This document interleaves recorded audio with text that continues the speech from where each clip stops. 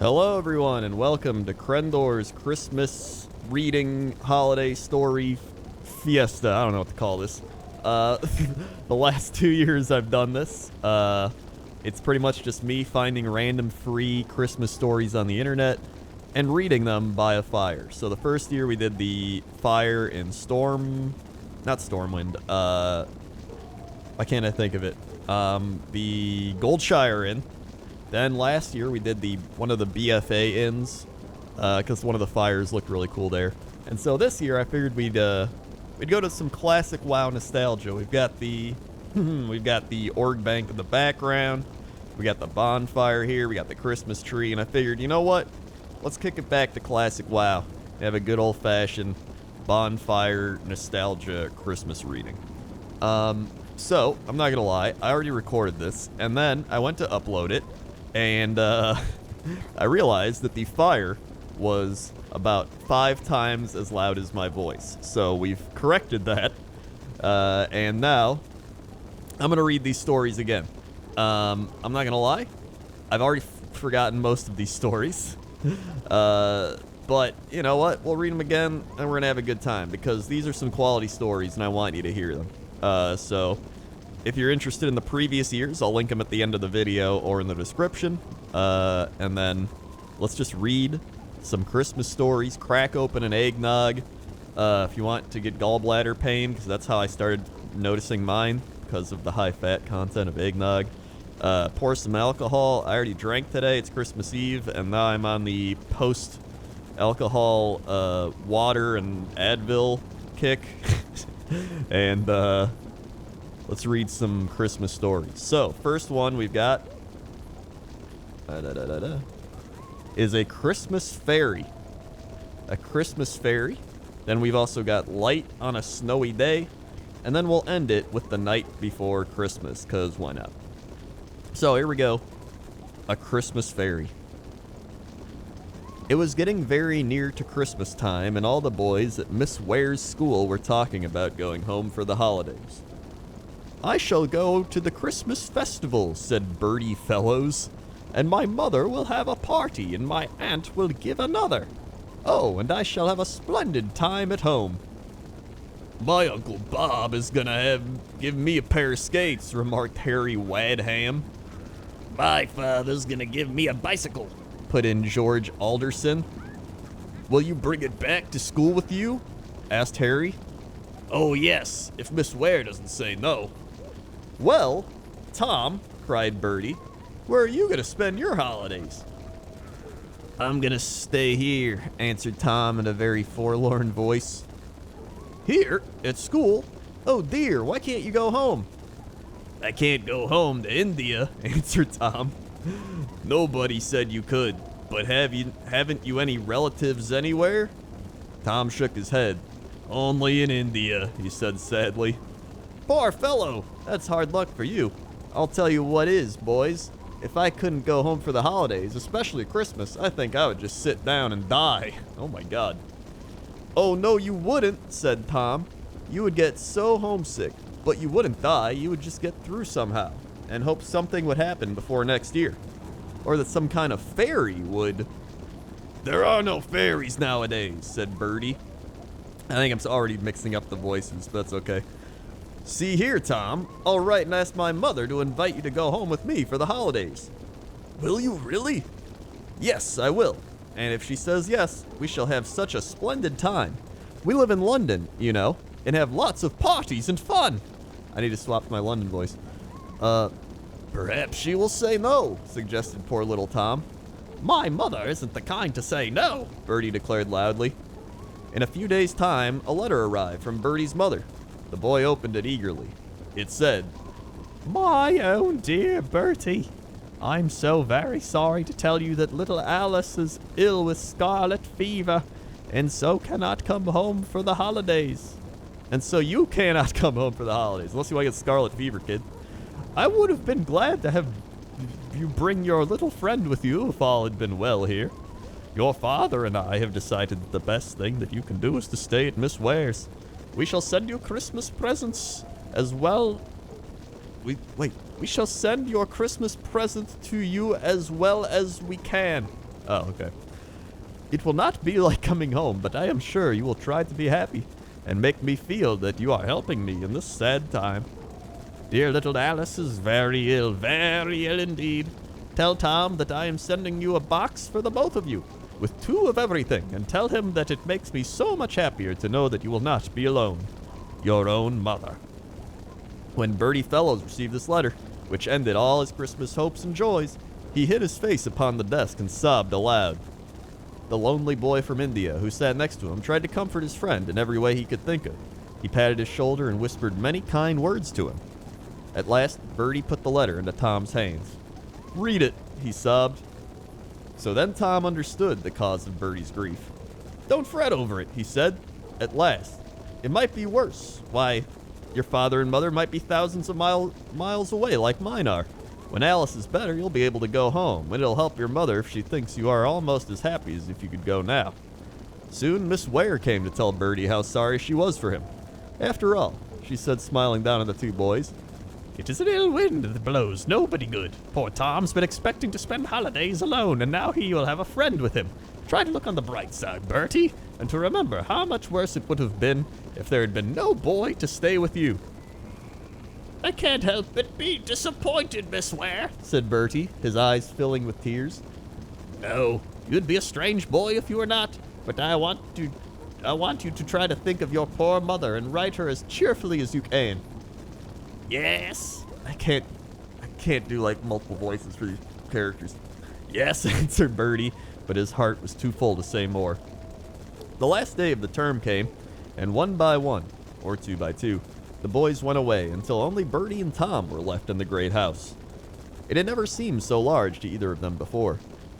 "It's miserable," groaned poor Bertie as they strolled into the schoolroom.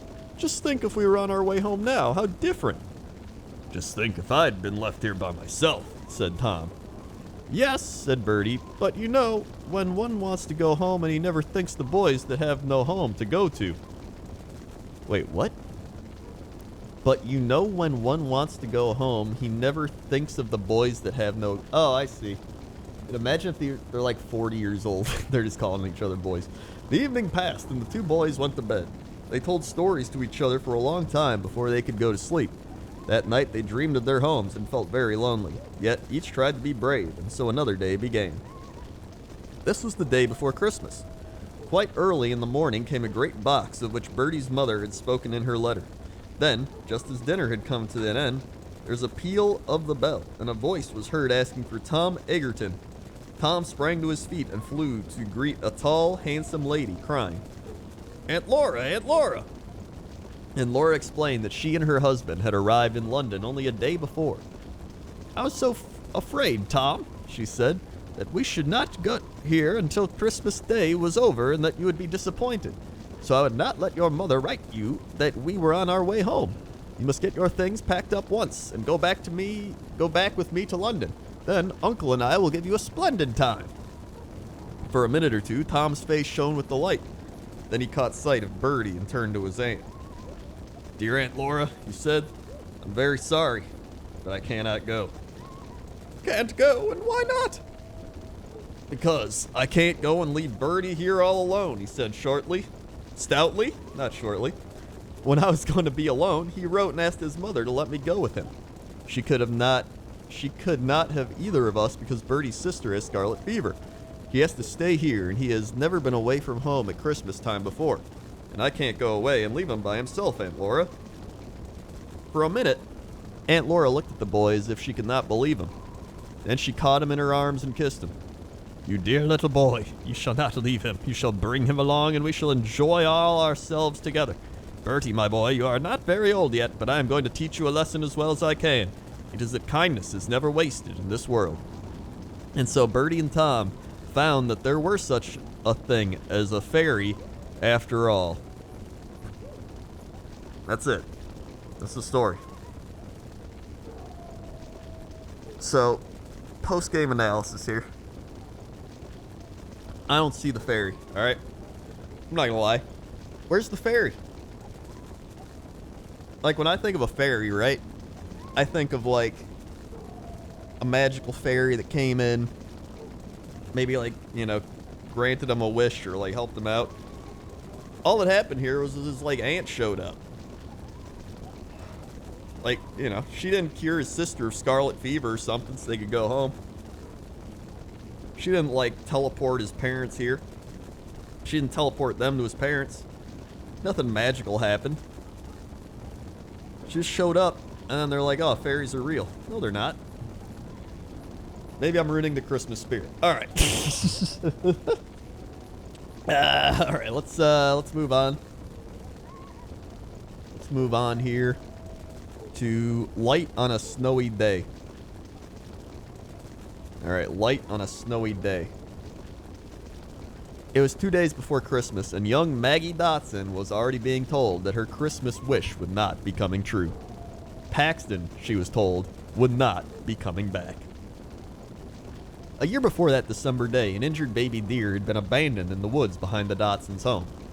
So weak was the little deer that he hadn't the strength to run from Maggie's father when he approached him. As he carried the little deer towards their home, Maggie rushed outside and greeted her father with great excitement. Wow, a deer! What happened to him, Daddy? Asked Maggie.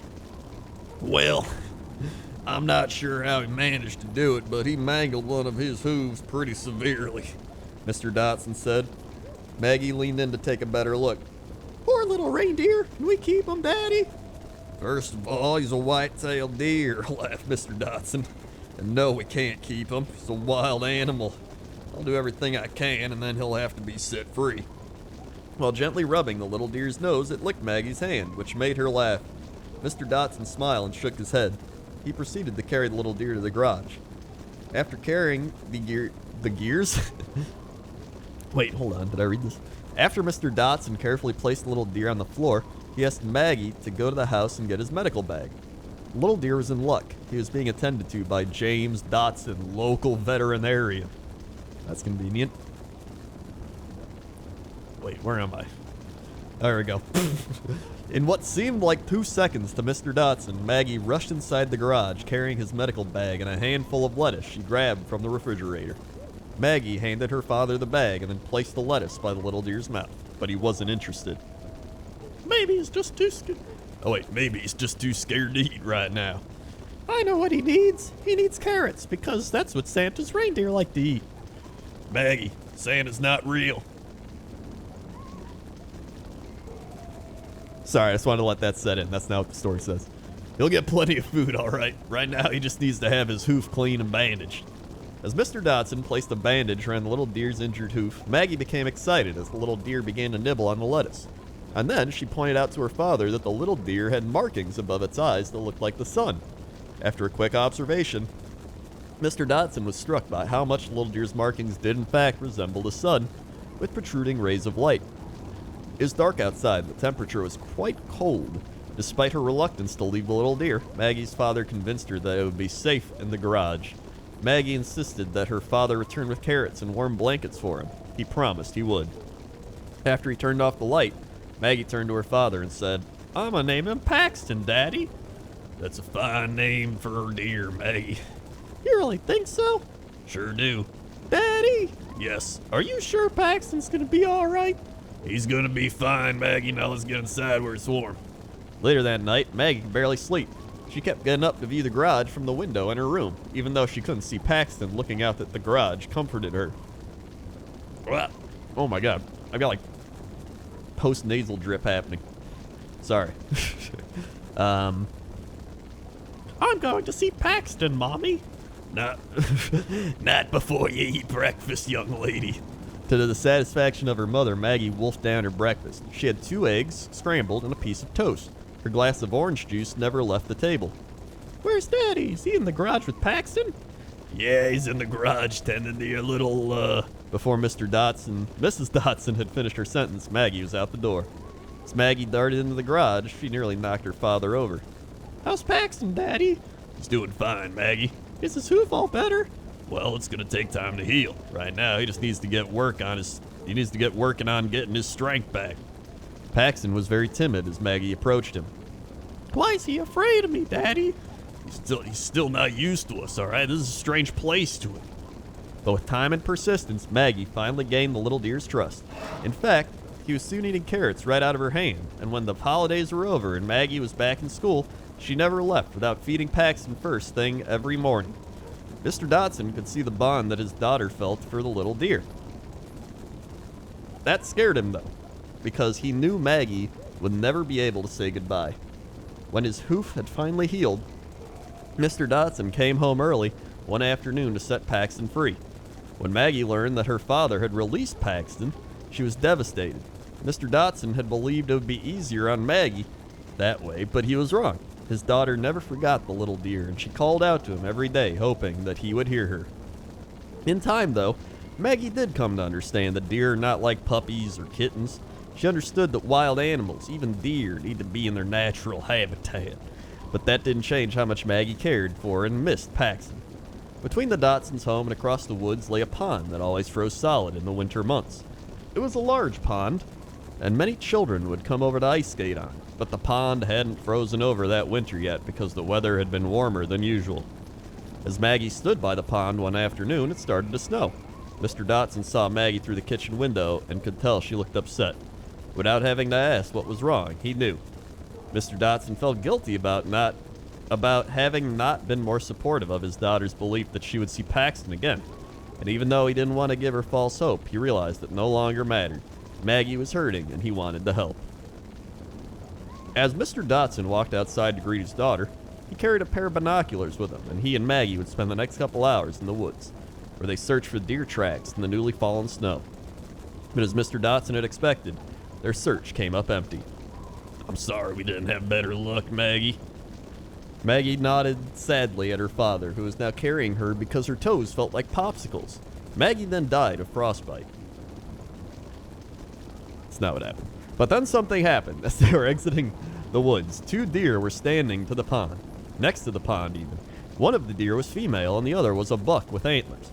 Based on the size of the deer, Maggie never considered that it could be Paxton, but her father quickly reminded her of how much Paxton would have grown over the past year. As Maggie and her father edged closer to the pond, the doe quickly abandoned her attempt at a drink of water. The buck turned and saw them staring at the direction, but the buck stood still, barely flinching. Maggie, who was no longer being held by her father, watched as he peered through his binoculars. As Mr. Dotson got a closer view of the buck, something stood out through the falling snow. It was the markings above the buck's eye. He handed the binoculars to his daughter and whispered if she recognized anything special about the deer's antlers. Maggie immediately recognized the markings on the buck as Paxton's. With great excitement, Maggie called out to him, and then the two deer darted away. She continued to call out to Paxton, who briefly stopped in his tracks and looked back at her. After a few moments, he darted off again to catch up with the doe and disappeared into the woods. Damn, dude. Hoes before bros. At first, Maggie felt happy, but her happiness turned into sadness. She felt as if she had lost Paxton all over again, but her father explained to her the gift she had received and getting to see him once more. As Maggie stood next to her father, with the snow still falling, a carp jumped and made a large splash in the pond. It had been a long day. They went inside to unthaw from the cold. Wait. I'm just trying to figure out the relevance of the carp just jumping. So the carp just jumped and made a splash, and that was it? Like, why couldn't they just leave? And we don't need to know that. Many years later, when Maggie told this story to her grandchildren, wow, grandchildren? How old is Maggie now? It's like 50 years later. She reminded them that the best Christmas presents are often found under a tree. But wait, they are? The best Christmas presents often aren't found under a tree, but in your heart. I mean, I don't know. You know, maybe they are found, under the tree. Just depends on your preference, honestly.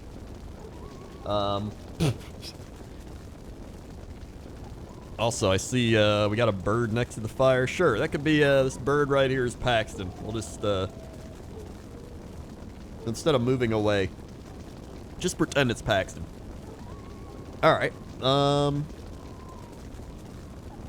what do we got? We can read one more short story before the final, night before Christmas. Let's see. A turkey for one.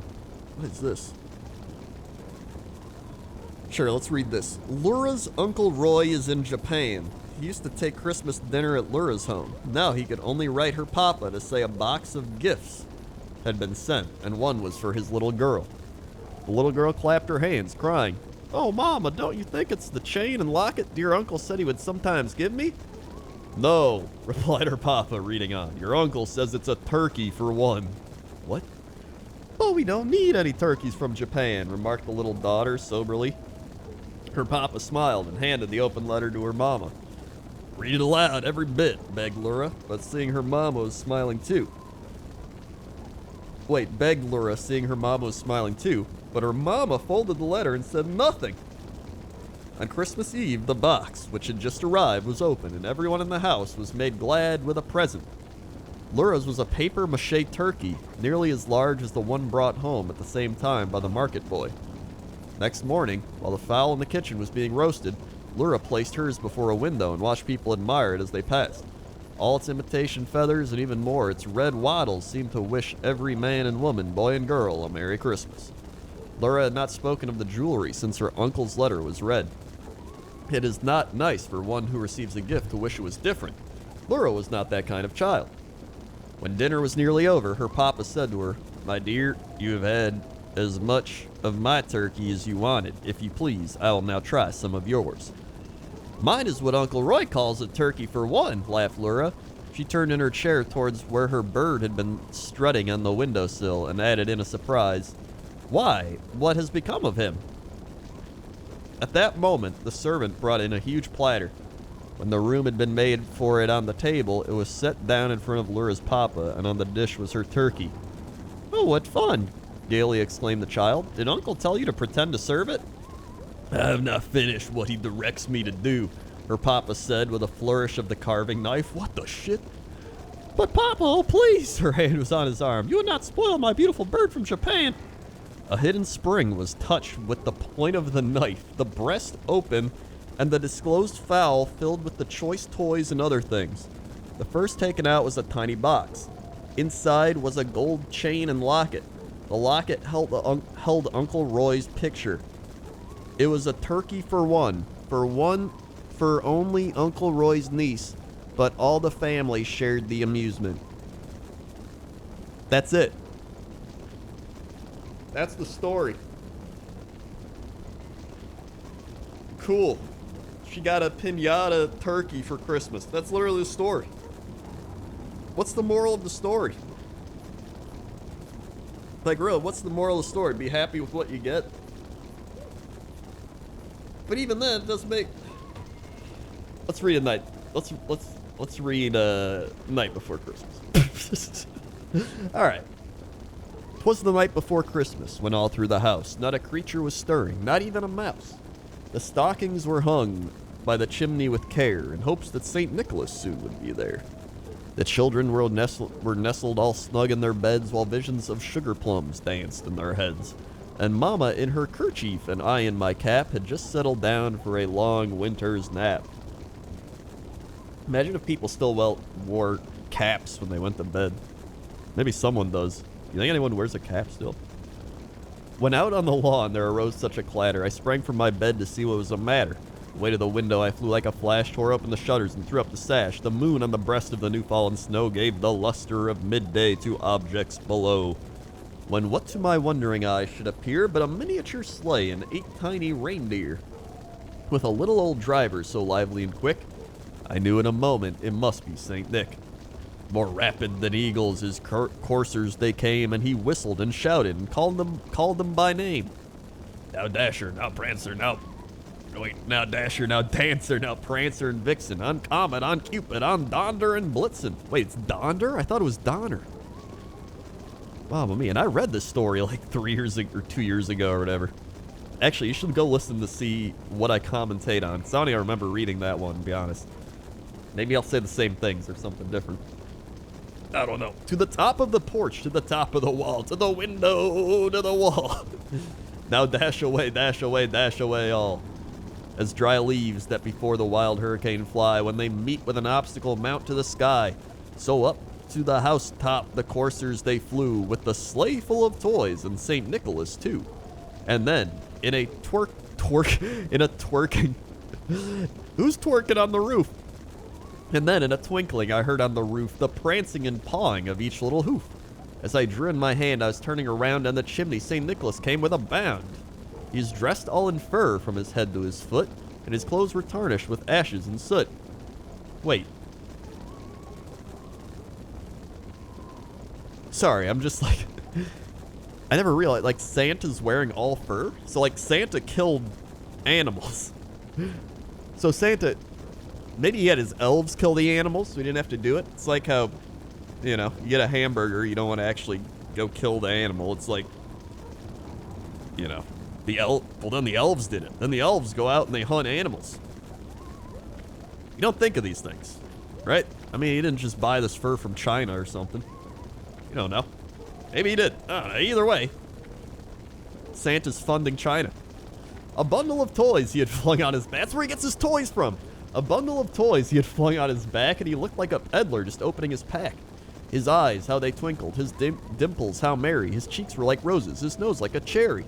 His droll little mouth was drawn up like a bow, and the beard of his chin was as white as the snow. The stump of his pipe he held tight in his teeth, and the smoke it encircled his head like a wreath. He had a broad face and a little round belly that shook when he laughed like a bowl full of jelly. So Santa's wearing fur, but he's overweight and smoking.